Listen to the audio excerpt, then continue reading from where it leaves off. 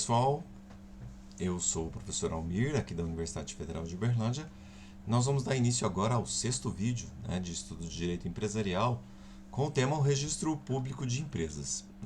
Bom, para a gente falar do registro público de empresas, nós temos que lembrar que o registro de empresas no Brasil é regulamentado pela Lei 8.934 de 1994, que vai regulamentar as atividades de registro das empresas na junta comercial e as próprias atividades da junta comercial. Então, quando nós falamos de registros de empresas, nós estamos falando das obrigações do empresário, que se apresentam em face a esse registro. Então, todos os empresários têm obrigações perante o registro de empresas e as outras explorações de atividade econômica não têm essas mesmas obrigações. Então, o empresário possui uma série de obrigações, que são desde natureza trabalhista, civil, tributária, e também tem a obrigação de fazer o seu registro, antes do início das suas atividades, de manter a escrituração de todos os seus negócios e de apresentar demonstrações contábeis periódicas, sobre o resultado econômico e patrimonial da sua empresa, da sua atividade econômica. Esse nosso registro ele funciona de acordo com o Sistema Nacional de Registro de Empresas.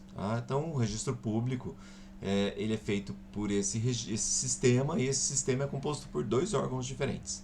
As juntas comerciais, que nós temos 27 juntas comerciais no Brasil, uma para cada estado da federação, além do Distrito Federal, e o Departamento de Registro de Empresas e Integração, que é um órgão de atuação federal, que recebe recursos, que analisa estas organizações de todas as juntas comerciais brasileiras.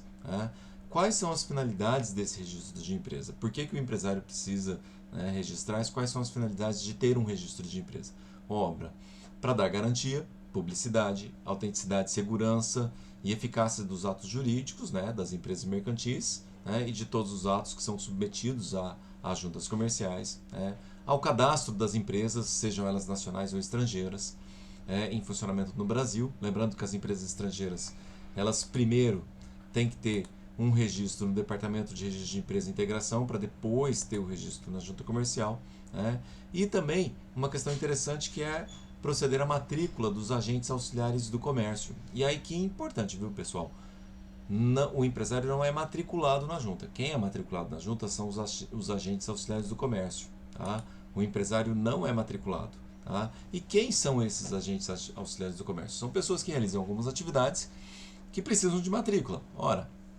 Dentista precisa de matrícula no Conselho Regional de Odontologia, o médico no Conselho de Medicina, os advogados na OAB e algumas pessoas para exercer sua atividade profissional, como os leiloeiros, tradutores públicos, intérpretes comerciais, trapicheiros, administradores de armazéns gerais, também precisam de uma autorização para exercer sua profissão, que é a matrícula perante a junta comercial.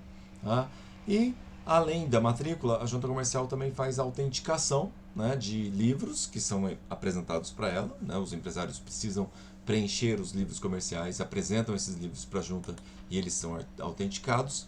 E o arquivamento.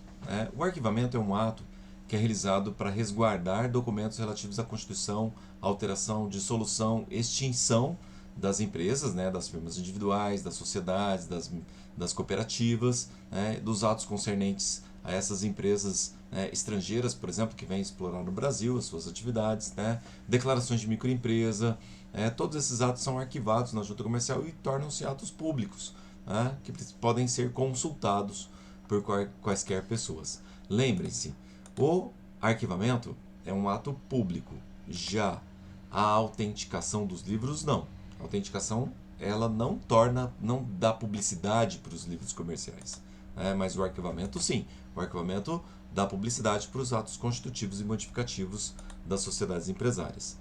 Depois de um determinado período de tempo, a junta comercial ela pode encerrar as atividades, encerrar os seus registros dos empresários, seja por próprio requerimento do empresário, ou então, se o empresário ficar inativo por um período de 10 anos consecutivos sem apresentar novos arquivamentos, a junta comercial também vai notificá-lo, e ele pode perder o direito ao seu registro.